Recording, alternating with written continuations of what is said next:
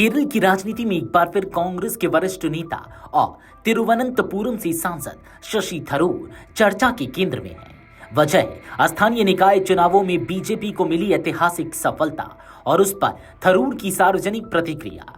जहां एक ओर कांग्रेस नीति यूडीएफ की राज्य स्तर पर जीत पर उन्होंने खुशी जताई, वहीं अपने ही संसदीय क्षेत्र तिरुवनंतपुरम में बीजेपी की बढ़त को खुले तौर पर स्वीकार करते हुए विरोधी दल को बधाई देना कई सियासी संकेत दे गया है। थरूर ने इसे लोकतंत्र की खूबसूरती बताते हुए जनता के फैसले का सम्मान करने की बात कही है। आपको बता दें कि तिरुवनंतपुरम नगर निगम के 101 वार्डों के नतीजों में बीजेपी समर्थित एनडीए ने 50 सीटों पर जीत दर्ज कर वाम मोर्चे के 45 साल के वर्चस्व को तोड़ दिया। एलडीएफ को 29, यूडीएफ को 19 सीटें मिली, जबकि 2 वार्ड निर्दलीय के खाते में गए।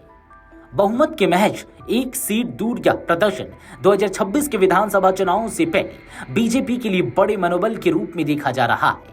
यही वजह है कि राजधानी तिरुवनंतपुरम के नतीजे केरल की राजनीति में एक नए अध्याय की शुरुआत माने जा रहे हैं। इस नतीजों पर प्रधानमंत्री नरेंद्र मोदी ने भी खुशी जताई। एक्स पर पोस्ट करते हुए उन्होंने लिखा, धन्यवाद तिरुवनंतपुरम। नगर निगम में बीजेपी एनडीए को मिला जनादेश केरल की राजनीति में एक ऐतिहासिक क्षण है। पीएम मोदी ने कहा कि केरल की जनता अब यूडीएफ और एलडीएफ दोनों से उब चुकी है और उन्हें भरोसा है कि विकसित केरल की दिशा में केवल एनडीए ही ठोस काम कर सकता है। इसी बीच शशि थरूर का बयान कांग्रेस के भीतर असहजता का कारण बन गया। थरूर ने एक्स पर लिखा, मैं तिरुवनंतपुरम में बीजेपी के ऐतिहासिक प्रदर्शन को स्वीकार करता हूं और नगर निगम में उनकी महत्वपूर्ण जीत पर उन्हें हार्दिक बधाई देता हूं। यह राजधानी के राजनीतिक परिदृश्य में एक उल्लेखनीय बदलाव का प्रतीक है। उन्होंने आगे कहा कि मतदाताओं ने शासन में स्पष्ट बदलाव की मांग करने वाली पार्टी को पुरस्कृत किया है और यही लोकतंत्र की असली ताकत है। थरूर के बदले बदले मिजाज पर पहले से ही नजरें टिकी थी। हाल के महीनों में वे कांग्रेस आलाकमान की कई अहम बैठकों से दूरी बनाते दिखे। राहुल गांधी की अध्यक्षता में हुई कांग्रेस लोकसभा सांसदों की बैठक और सोनिया गांधी की अध्यक्षता वाली रणनीतिक बैठक में उनकी गैर मौजूदगी को भी राजनीतिक संकेत के तौर पर देखा गया। वहीं केंद्र सरकार के कुछ कदमों और प्रधानमंत्री मोदी की विदेश नीति की सार्वजनिक सराहना ने अटकलों को और हवा दी।